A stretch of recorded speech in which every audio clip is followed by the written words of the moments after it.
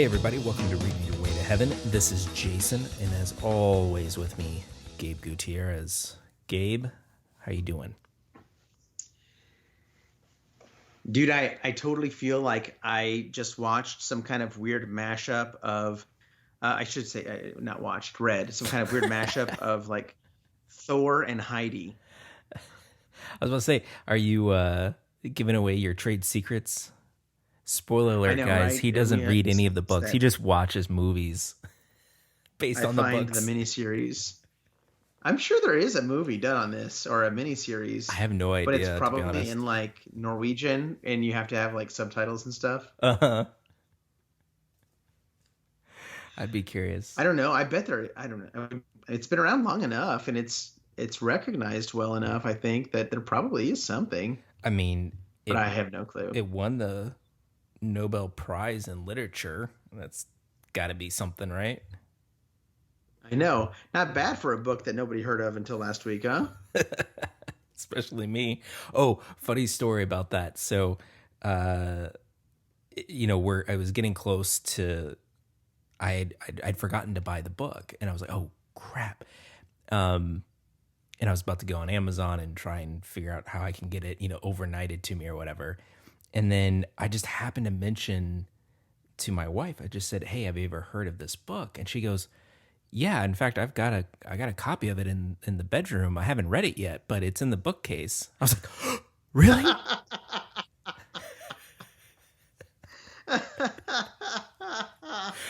Score one for my wife. Classic. Oh my gosh. 1 week ago, okay, what's this book, huh? And it's like next to you in your room the whole time.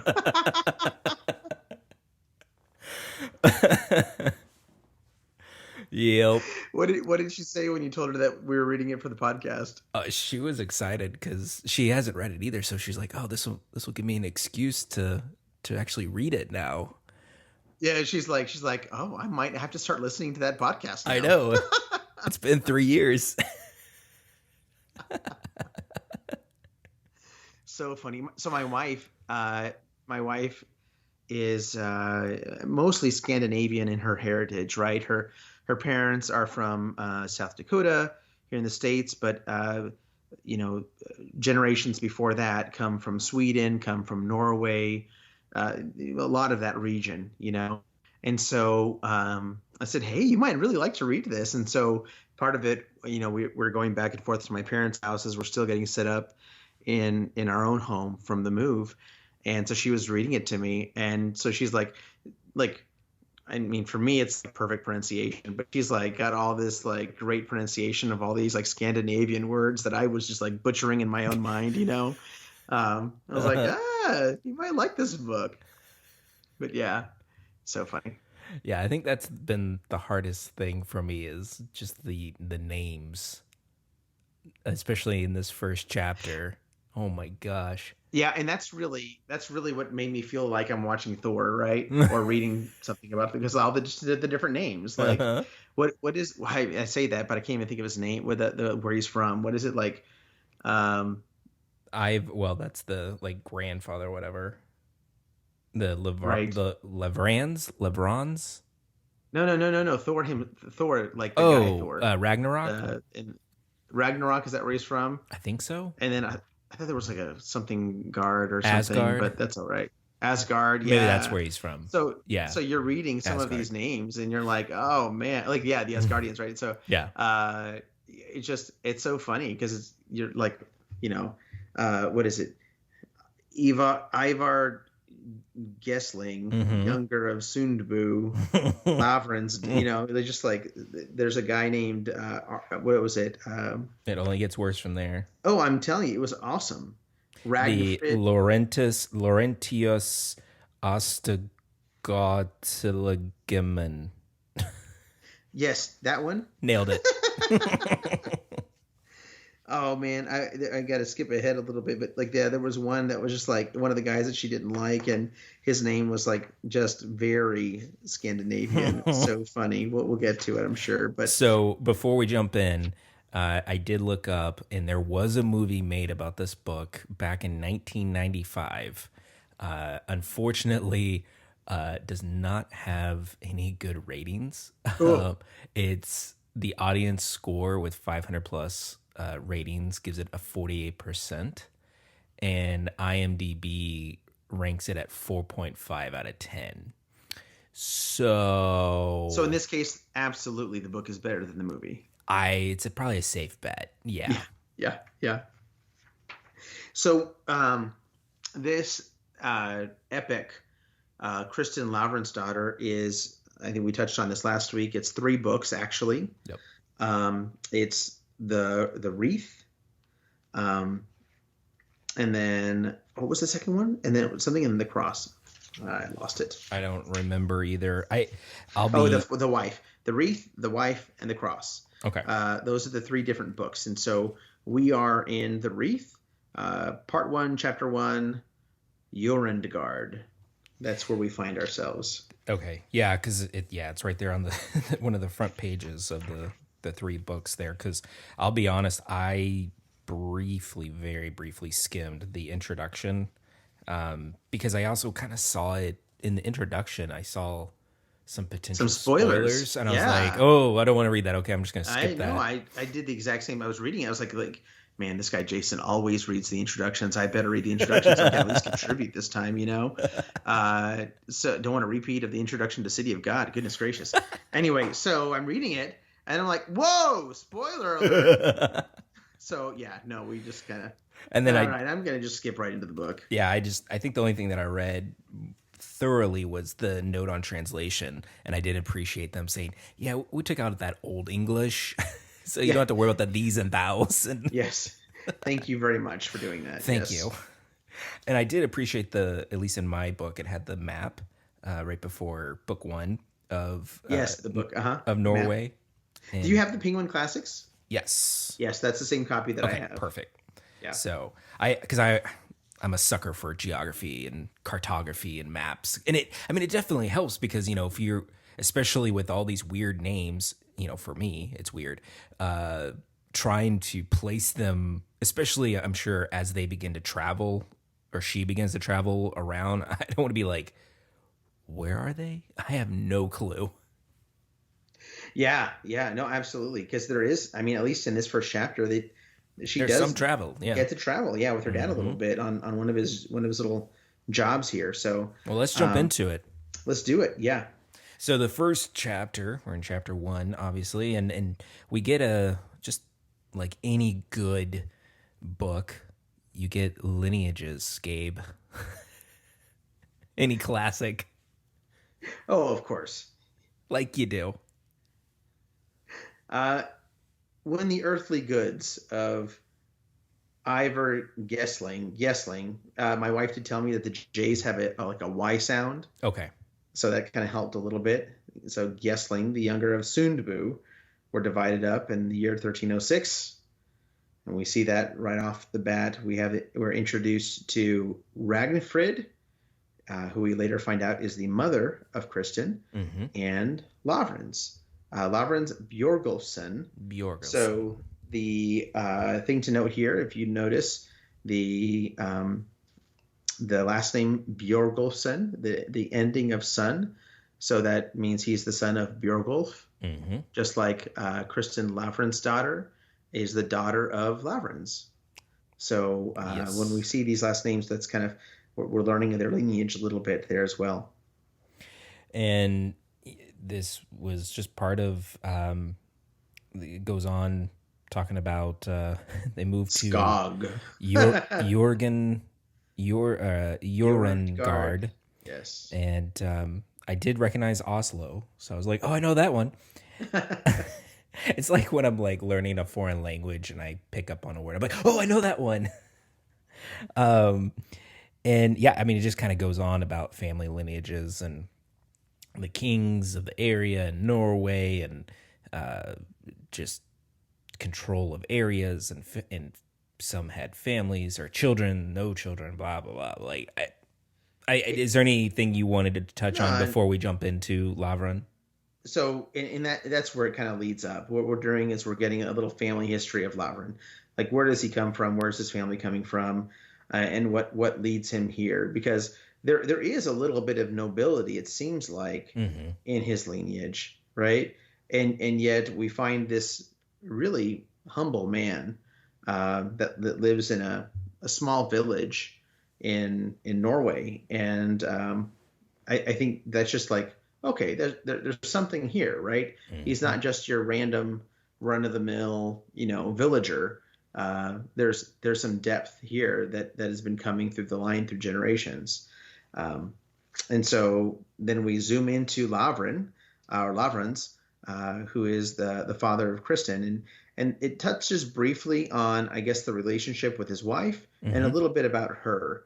Um, it The first thing that I underlined was just a note that unfortunately Ragnfrid had the misfortune of losing three small sons in the cradle, Mm-hmm. and so just thinking about uh, like when this is happening, 1306, 1300s, late 1200s, um, you know what was available in terms of uh, you know, shelter or clothing or medicine or whatnot, right?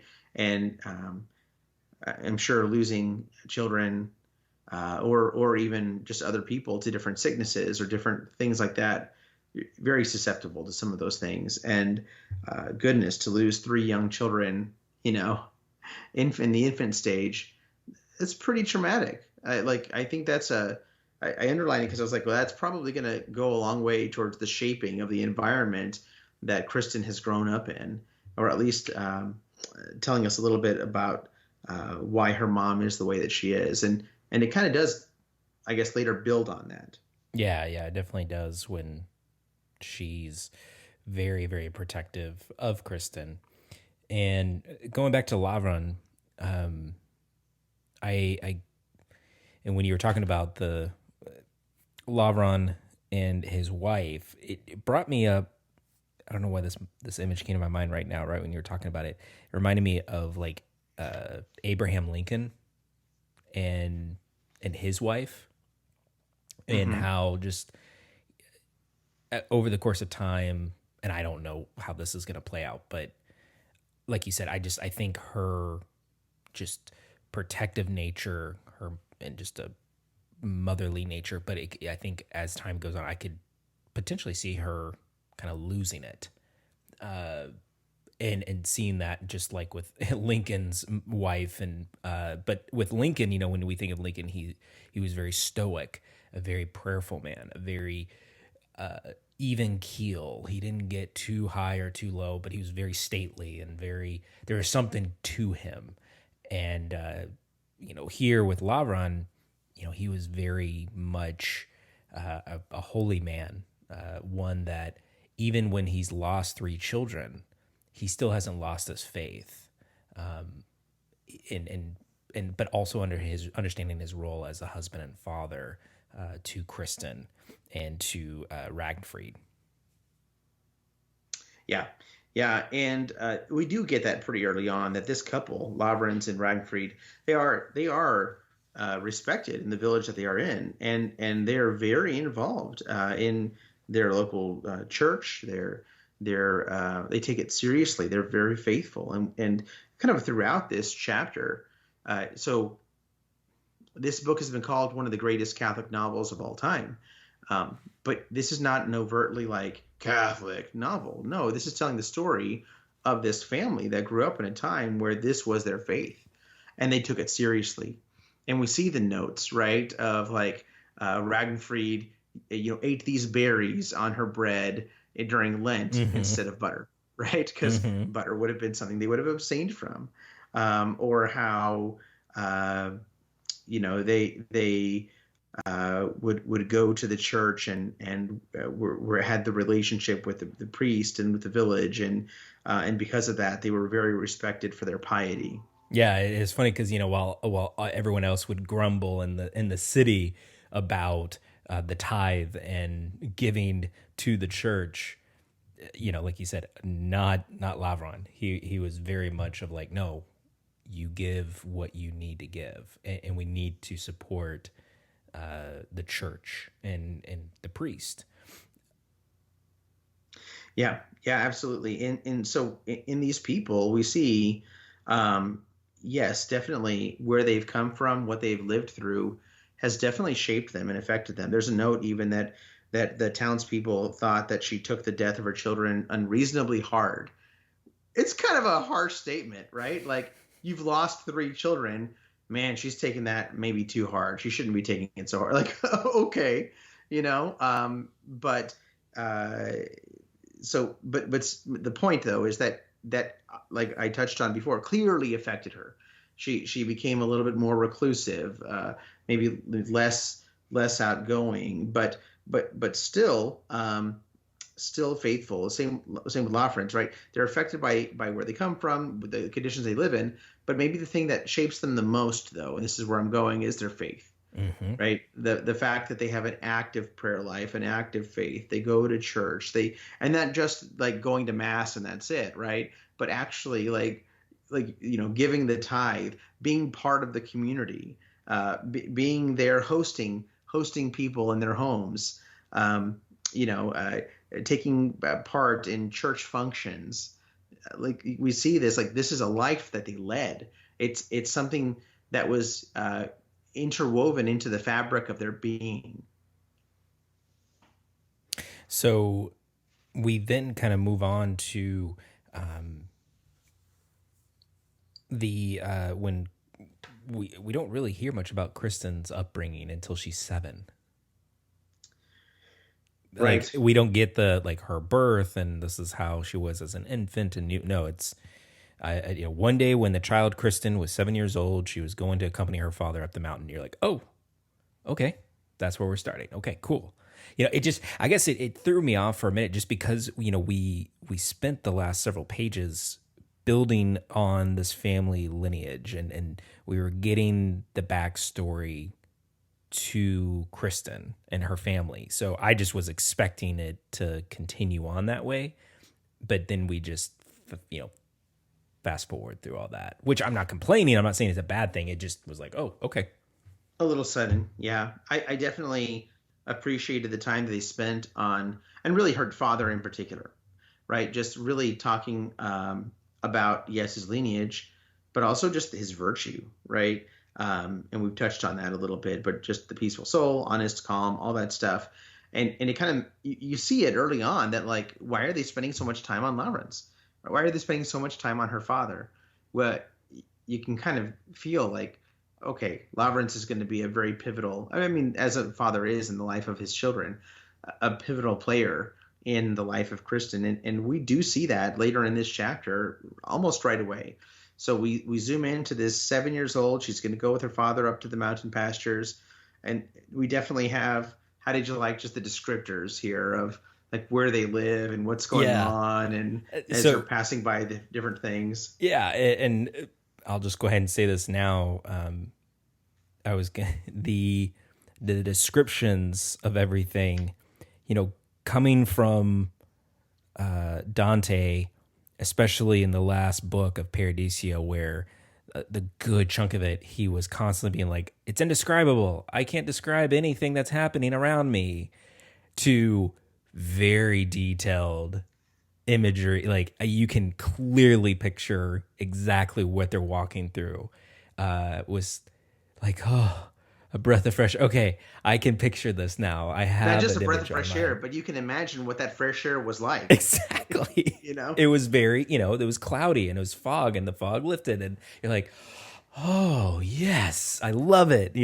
So I mean, I really appreciated it throughout this chapter, and it definitely puts you in the setting. You're in the mountain, you're in the forest, you're going through this, and it very clearly.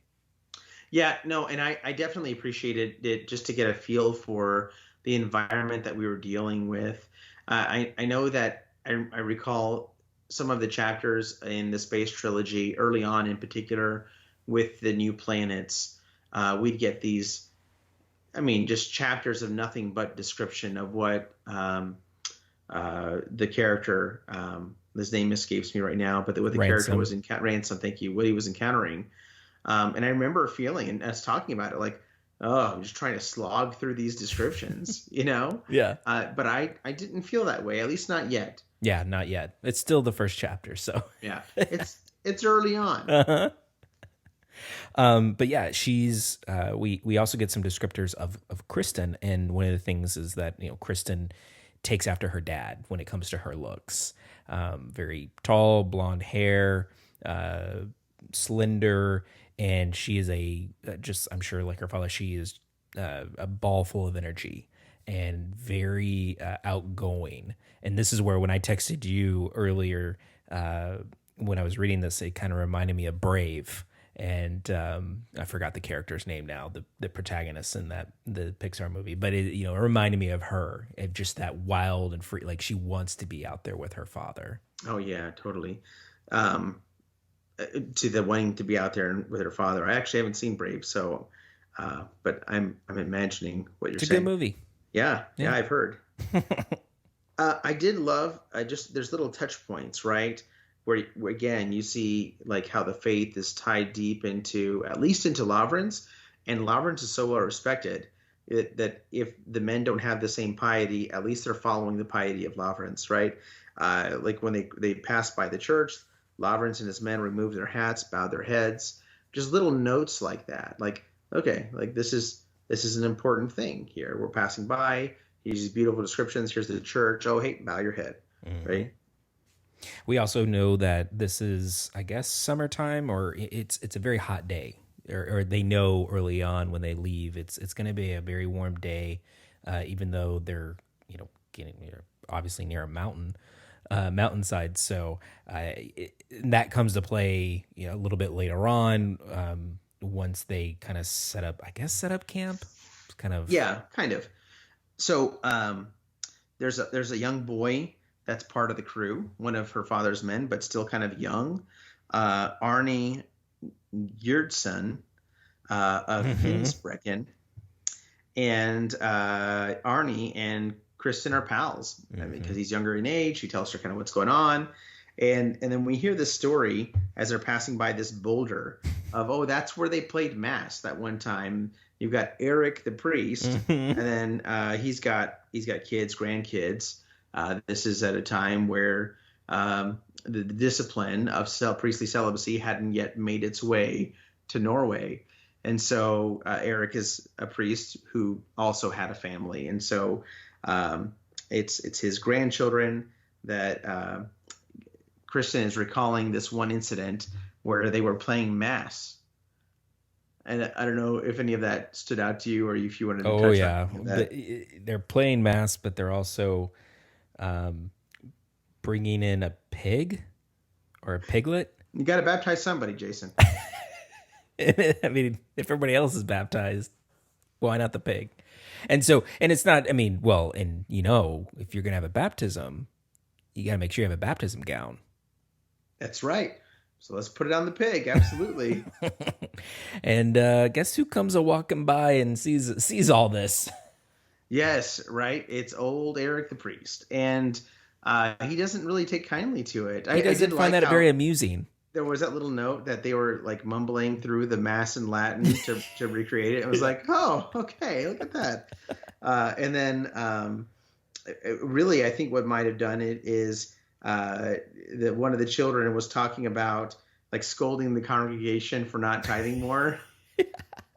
And they just start laughing and laughing and laughing, and then they start thinking of different offenses, and there's this like, oh, hey, that pig was conceived during Lent, because you can't do that, right, during Lent. And then yes, this is where Eric the priest comes in and just rips them a new one, both metaphorically and literally. Kind of gets a hold of them. Like what does he do? He grabs Kristin. He kicks her. Gets a hold of the other guys too. It definitely is not, what maybe once was kind of like a fun little plaything and playtime turned into a really bad memory. Yeah, and she goes running home to her father, and Lavran he doesn't freak out. He just says, okay, well, let's go talk to Father Eric about this. but they don't, Right. because Ragfrid is like, please don't. She shouldn't have been participating in like that really horrific type of play. Blasphemous, actually, is what she said. In that blasphemous game. So she kind of got what she had coming to her. Let's just leave it alone. Which I think is probably very much the culture, right? No, just leave it alone. Just bury it. We're fine. Leave it alone. So Lavrans said nothing more about the matter, but he gave Arnie, who brought Kristin into this, the worst beating he had ever received. Oh.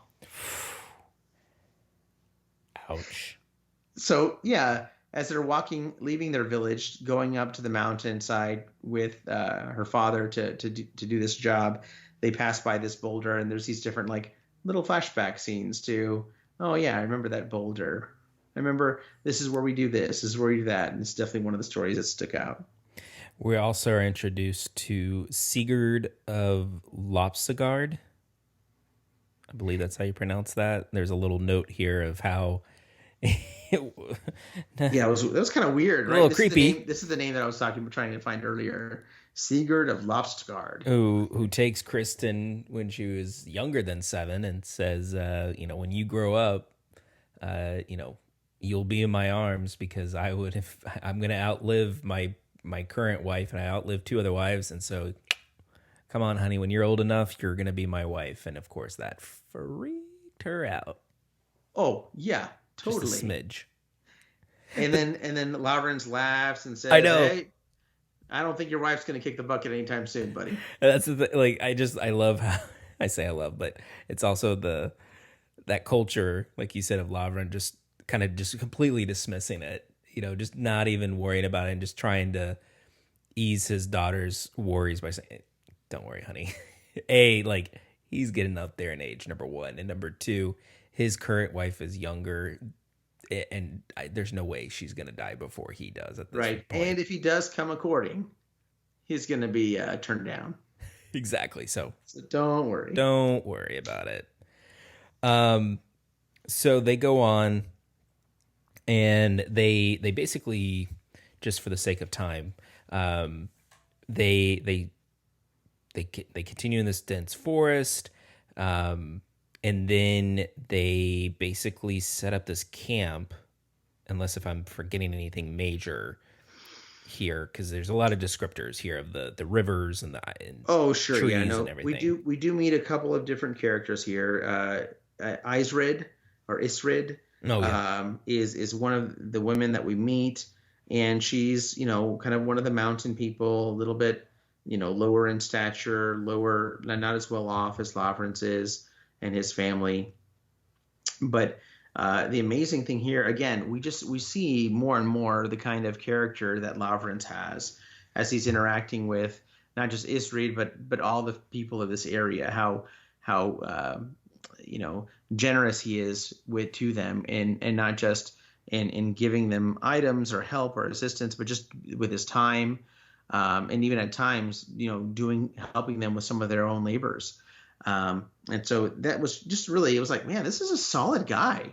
Like, what a good guy Lavrans is in terms of all his different interactions here. That definitely stood out to me. And then the line here, as Kristin is compared to her father, that she blushed with pleasure, for she knew that her father was considered the most handsome of men far and wide, and he looked like a knight as he stood there among his servants. So, just like Lavrans, like that nobility that he comes from, like we see this, and it's like sincere, it's authentic. There's real humility here. Just what a solid man of virtue Lavrans is. And there's this conversation about just the territories, and one of the things I wanted to point out that I thought was kind of cool was the language of when Kristin's leaving her town, and how it got smaller and smaller, and just it felt very much of like Lord of the Rings. I felt like that too a little bit. Yeah. Like if this next step is going to be the furthest I've ever been from home, kind of thing. So I thought that was really cool, and there's also the discussion and talk about like you said, the repairs, but also like, hey, we got to be careful as we get close to the mountains because there's not only the animals you got to worry about and predators, but there's also mountain people up there that can, wreck you up if you're not careful. Yeah, yeah, absolutely. And because of that, Lavrans is, got a crew with him. They're well armed. They're prepared to take care of themselves, and not just themselves, but people that they encounter. So this story that we're hearing when this conversation is happening with Isrid, there's one of their friends, I guess, named Tortis, a kinswoman of Isrid's, who's got a baby that needs to be baptized that hasn't happened yet. And so Lavrans is like, yeah, I'll go down with you guys to go get the baby baptized. They're like, oh, thank goodness. That's actually what we were hoping for. Because it's not safe to just go on your own, to go, trekking across this area. And so, we can see that the people here were like, oh, maybe if Lavrans comes, maybe we can ask him for that and he'll be able to help us out. And before they even have the chance to ask, he's already saying it and offering them. Yeah, he's definitely being, like you said earlier, just the royalty. Just taking, he's very much the authority figure here and taking care of his people, if you will. I mean, Yeah, he wouldn't claim them, but I loved the description of his horse, right? Goldsvein, and just the two of them together. Like you've got this awesome knight and his trusty stallion, his steed, this red horse, Goldsvein.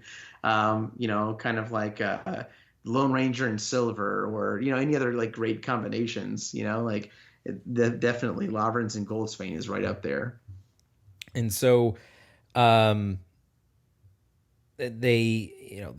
going up, and then they kind of settle down, and it seems like they're settling down in the middle of the day, is kind of how I saw it, which was kind of odd at first, but then they kept talking about how hot of a day it was going to be, so I guess it kind of makes sense that they didn't want to just start trying to traverse in the middle of the hottest part of the day.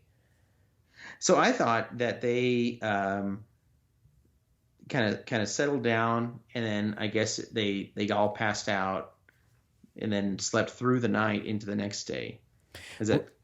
Well, see, because I took it as they settled down, and they get into your point, like they started drinking, and Lavern's like, let Kristin drink. She's 7, she's fine. She can drink some mead and some sweet wines, and so are the kids. Let them all eat as much as they want and Exactly. drink as much as they want. And again, that's also showing like his being a doting father, of making sure that she has the best portions, and picking food from pulling apart bread and meats and different things and giving her the better portion. I also did like how he was shaping his bread like a horse, and then putting his meat on top of it. But just a quick note: the trip they were on in this very moment, they were attending to this beacon at Heimhaugen, a beacon, and this did make me think of Lord of the Rings. If you remember, towards the end, right? There's those beacons that they light on fire to show the sign that we need help, whatever. This is a system of beacons to communicate with villages from far off about dangers or needing help or whatever the case may be. And so this is one of the tasks, if not the main task, that they're out to accomplish, is to tend to it and make sure it's in good working order, that it's in good repair, all that stuff. And so that's why they're kind of like out in the middle of nowhere, is because they're there working on this beacon. No, that's it. Thank you for saying that, because that's kind of an important the why. Why are they going on this track? Yeah, and this is another little side thing, but they're he's clearly had travels, and you could tell some of the people are trying to get him to open up and talk about, like, tell us about the people that you've talked to, tell us about some of the things that you've seen, and again, you just see him like, yeah, I've seen some things. Mm-hmm. And then that's it. Like I'm not going to talk about other people. And I loved this line here about, we must not begrudge those who have exhausted their peace in the village, whatever peace they may find on the mountain. That's what I think, right? This idea that, like, I'm not going to talk about those things. Why would I do anything to disturb those other people in their peace? Like, no, they're fine. We don't need to gossip about them. No, we're good. And then like he does tell this one story about these little boys that kind of are wild, right? That he encountered that were like snarling their teeth at him and whatever. And Israel kind of chastises him too, like, hey, well, the animals work like that or act like that. You don't show them any mercy, and at least they've never heard of Christianity. These little boys have. And the line has come back was, "Do you think I wish them well because I wish for them something slightly better than worse?" Is that like what's going on here? But then he turns to Kristin and says, "I was thinking of your 3 baby brothers." So those three babies that they lost. Then when he sees these 3 boys, he's like, you know, I think of my own 3 boys, and so that moves him to compassion, even when encountering, you know, just these poor wild boys, and he's not giving in to the degrading of even, you know, how uncivilized they are or anything like that. And so he's sharing, you know, they're swapping stories. He's talking about all this around the campfire, and Kristin just gets drowsy. The mead and meat are getting to her head, and she finally slumps over and passes out, and she wakes up next to her dad.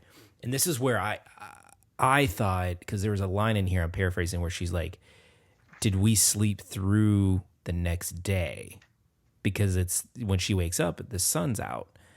And that's why in my mind, I was thinking that they had fallen asleep where there was still daylight out.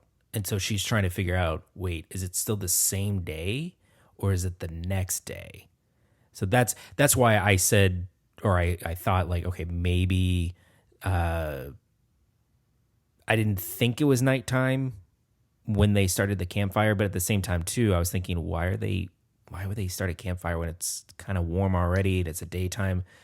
But in any case, yeah, doesn't really matter. It's just a small point. I think they got there kind of towards the end of the day and stopped and set up shop, and some of the words here before that, like they drank long and hard, Mm-hmm. you know. So like, you know, I could see it starting when it was maybe like a couple hours before the sun goes down, and then the sun goes down and they're still at it, you know.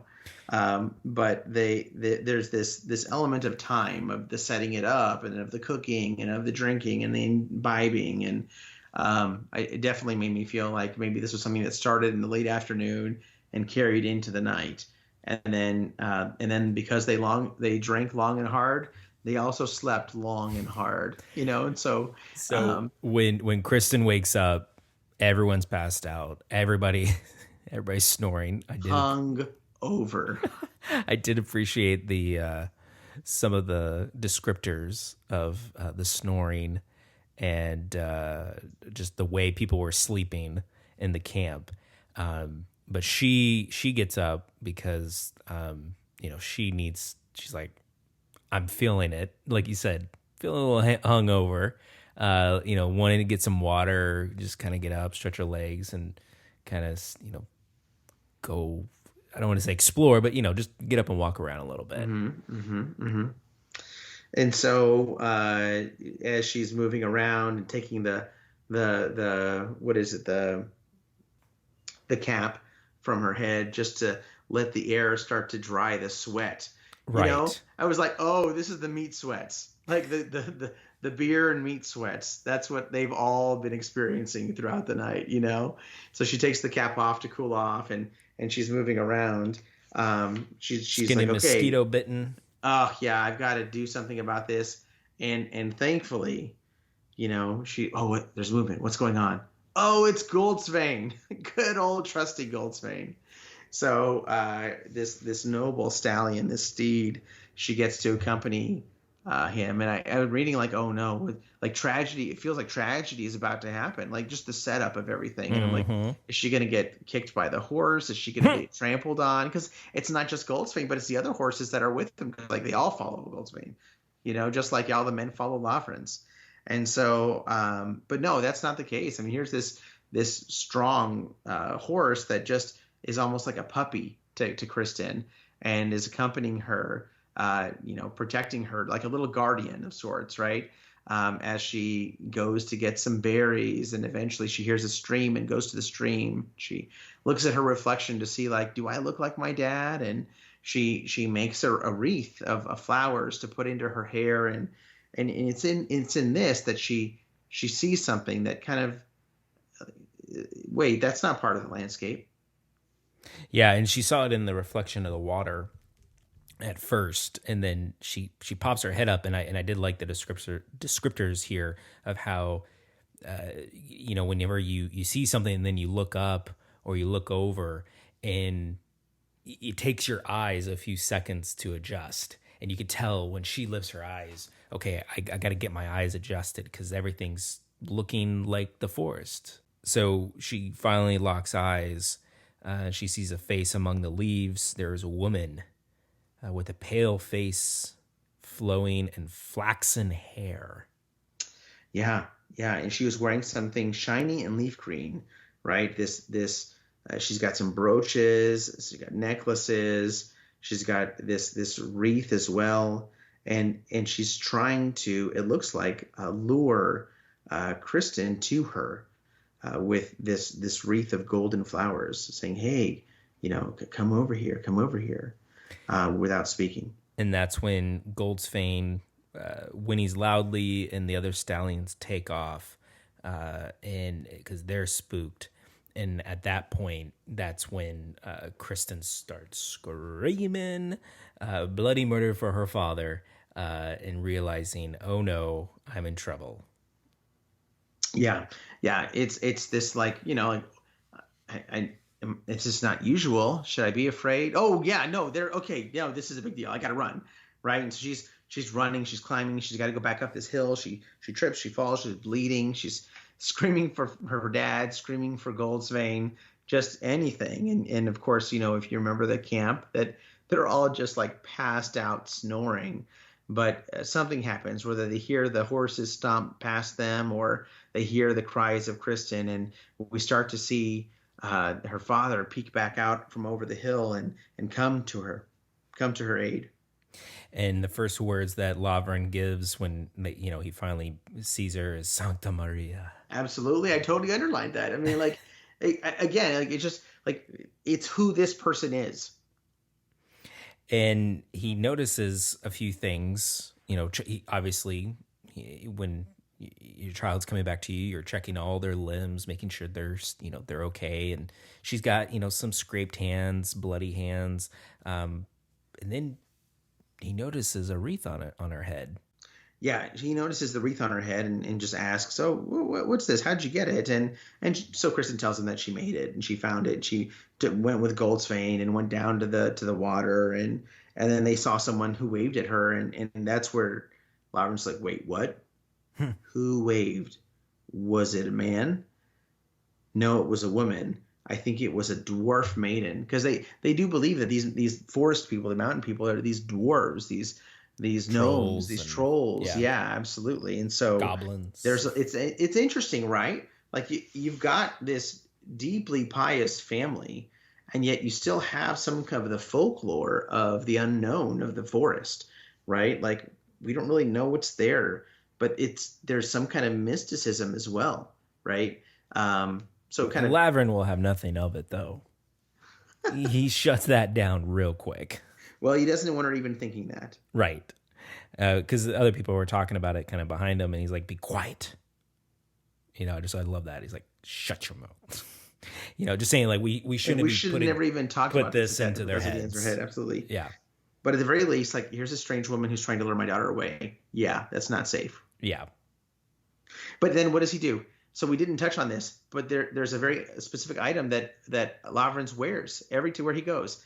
It's this chain, this golden chain with a cross on it that serves as a reliquary of a holy person, Frau, I forget her name, Emily or something, but from deep in his lineage. It's some of her hair, I think, if I recall correctly. And so in this moment, he takes off this chain and he gives it to Kristin, like to be some sort of protection even. And then after that, Lavran and the gang gets up. They go and catch the horses because, like we said earlier, they took off. So he gathers them, And Kristin is just uncontrollably sobbing,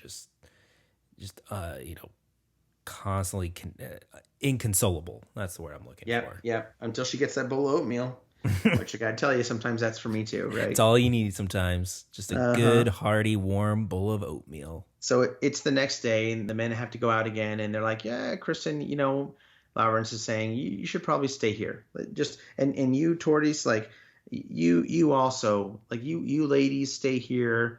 Don't burn the fire. Keep the door closed. Keep a low profile. We don't want anybody to come for Kristin, but we don't want anybody to come for that baby either, the one that needs to be baptized." And so they agree. They stay down. They say their prayers. I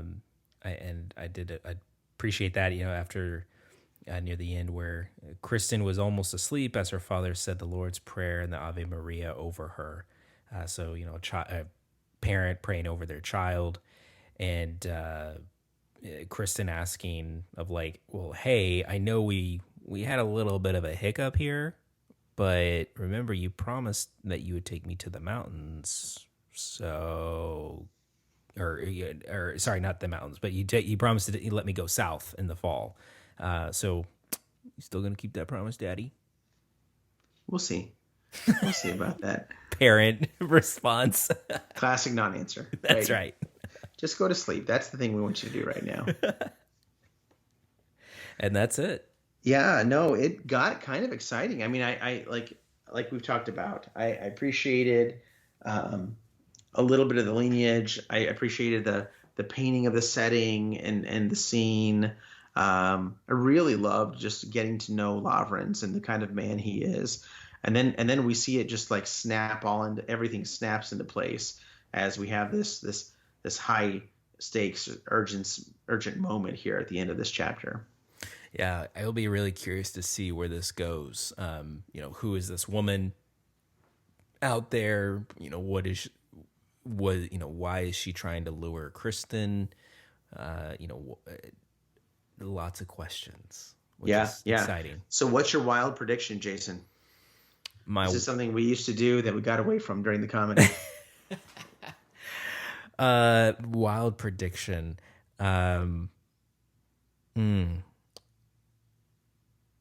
All right. My crazy prediction is... Let's not get too crazy. What's chapter 2 about? Oh, gosh. Okay. Well, now you changed it on me. I think chapter 2 is going to be pretty quiet, actually. I think chapter 2 is going to be more character building, not like exciting event happening like this first chapter. It's going to be more of learning more about the people. Okay. I could see it that. I could also see it being the next day when they're gone and she's with the women. And I could even see something happening during that time. The mom freaking out when she sees her hands and she hears about what happens. Mm-hmm. Mm-hmm. We'll have to see. So what was going to be your crazy prediction before I tempered it? I was just going to maybe the crazy prediction is that when she gets back home, like you said, blah, blah, blah, but then they come down and they like are able to talk to her. And then eventually, I don't know if they would kidnap her. That'd be crazy if they tried to kidnap her for real. But they actually succeed in that. Mm-hmm. But I don't know. I am ready for some tragedy in this book. Not that I'm looking forward to it, but in what I've heard, I'm just bracing for impact. I'm like, oh no, I know nothing's going to be perfect forever. And that's life, right? There's always struggle and pain. You waiting for Lavran to die? I don't know. I'm going to be so beside myself, Jason, when that day comes. And we're only one chapter in. I know. Oh, man. Anything else? No, that's it for me, man. All right. Well, thank y'all so much for listening each and every week. Please feel free to share this podcast, and also exciting announcement starting with this book and this week. I'm going to start posting these episodes not only on your favorite podcast player, but also on YouTube. So if you go and look up Reading Your Way to Heaven podcast on YouTube, it should pull it up. This will be on there. So just another way to access it, and share it with your friends and family members, especially those like my wife who's never read this book, or someone that wants to reread it, and, not spoil too much. Feel free to, leave us some discussion. I'll put a channel on Discord, on our Discord channel. You can find that link on our website, readingyourwaytoheaven.fireside.fm. And yeah, until the next one, we'll talk to you later. Love you. Bye. Love you. Bye.